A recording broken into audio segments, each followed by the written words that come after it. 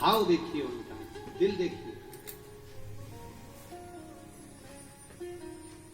अब ये प्रसाद है, ये प्रसाद।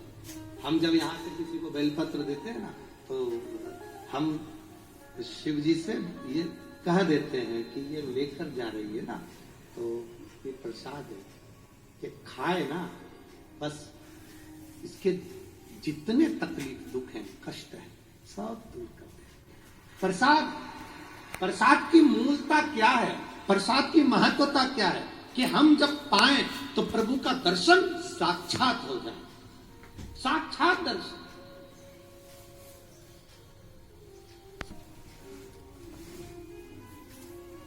भाई, कोई करोड़ों की पूंजी से, धन से, वैभव से नाम नहीं होता।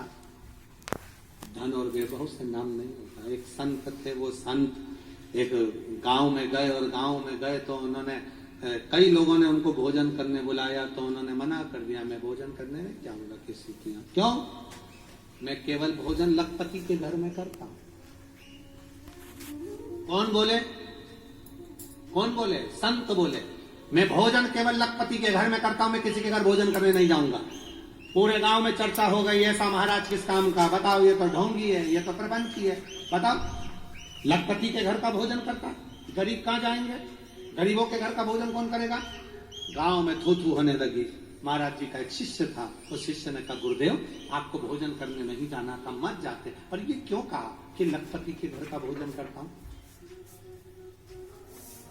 सबका विचार गलत हो गया। गुरु जी ने कहा, तू मुझे जानता है ना कि मैं लखपति किसको कहता हूं?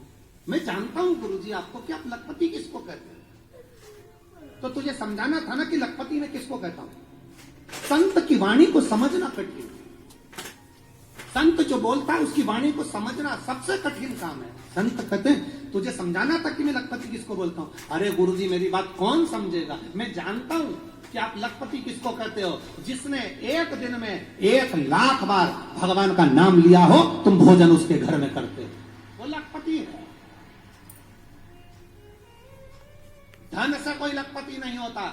जो भगवान का भजन 1,00,000 बार कर ले एक दिन में, वो गुरु कहते हैं मैं उसके घर का भोजन करता हूं।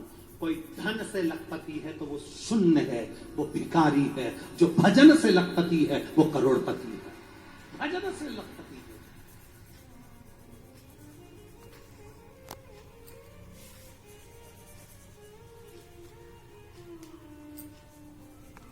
आप लोगों में से कितने लोग हैं जो शेगांव गए? गए हो शेगांव? चलो, स्वामी समर्थ जी के यहां गए दर्शन करने के लिए, ठीक है।